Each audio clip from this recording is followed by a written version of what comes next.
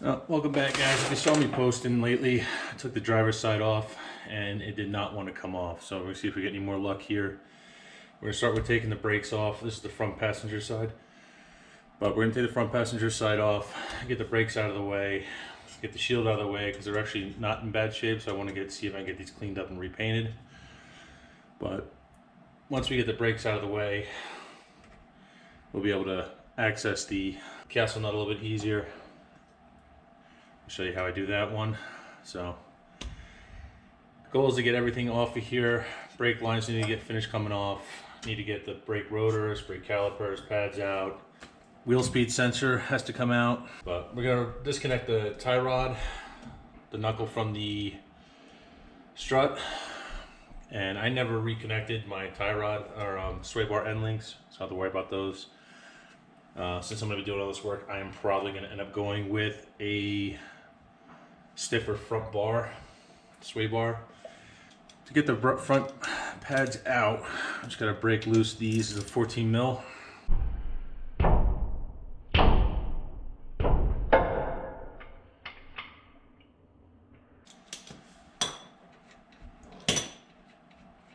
So just loosen the bolts, remove the bottom one. You can just flip the whole thing up.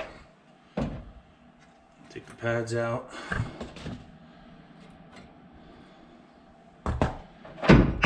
Put that back down.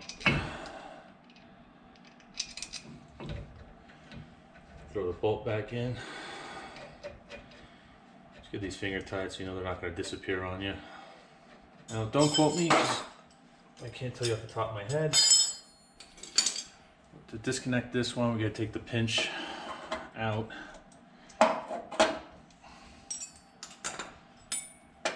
There should be a 10 on top.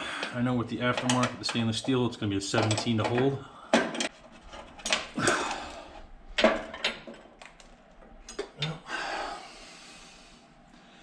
Now, if you guys are doing this at home, make sure you got something to catch that. Most of mine has been drained out. Now, the caliper bracket bolts are going to be 17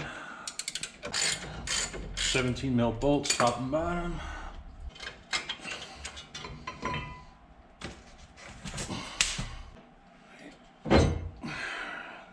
Brakes off. If you're going to take it off, there's a 10 mil bolt. It's kind of hidden behind the hub.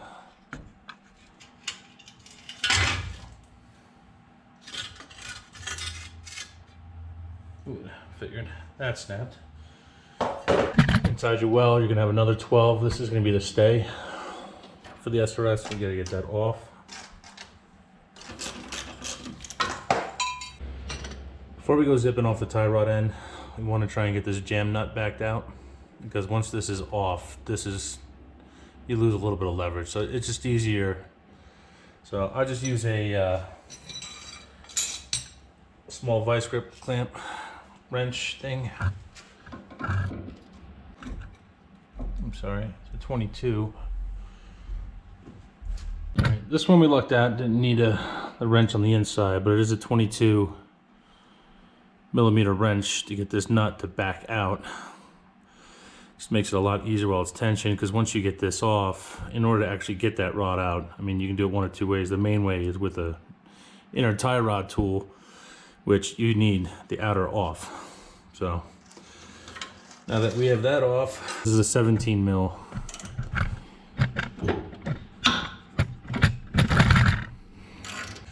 Now, if you're getting these off just to do service, you can do a couple things. There's a tool you shove in here and you screw up and it pops it across. You can get a pickle fork. All right, so we're gonna come back to that because it will not come out. That's one way to get it out. All right, cotter pins out.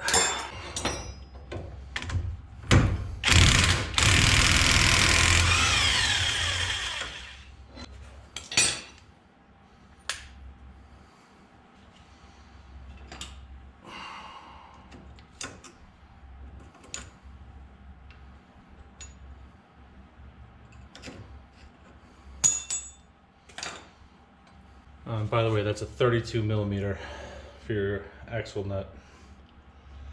But we're going to take off The ball joint, that's a 22 mil. You're gonna have to use a wrench because it's right underneath the knuckle.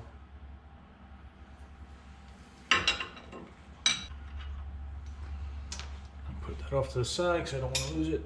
You take off these. It's gonna be 24 mil both sides.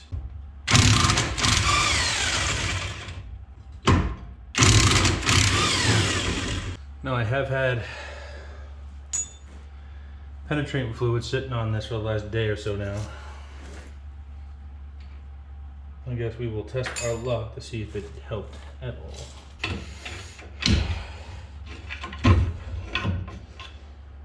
Oh.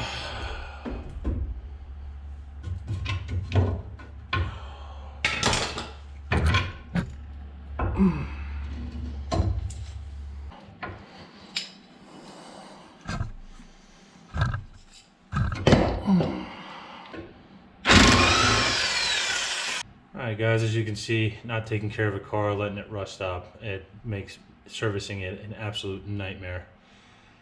Tie rod was stuck in the knuckle, tie rod nut was rusted on, splines on the axle shaft were luckily able to be broken free, and I'm able to do it. The only thing I need to do now is buy a new castle nut. Probably gonna take this and clean it up anyway, but the boot's actually in good shape. I get a feeling this one was actually out before. Goal was done. Suspension knuckles are out. I do plan on taking the struts out, you know, getting this all out of the way. Probably gonna leave the arms on, and I'm gonna try and drop just the subframe. So I just gotta look up how to disconnect the steering knuckle, or I'm sorry, the steering column from the rack.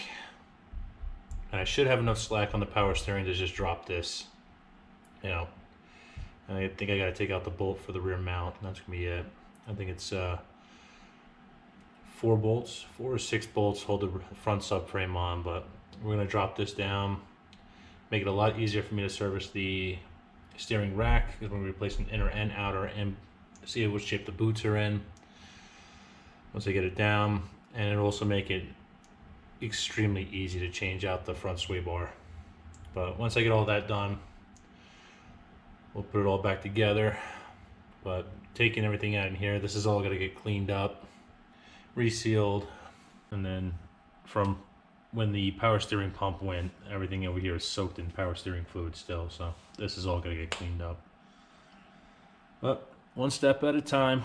Hopefully this video helps you guys. If any questions, feel free to hit me up. Thanks for watching.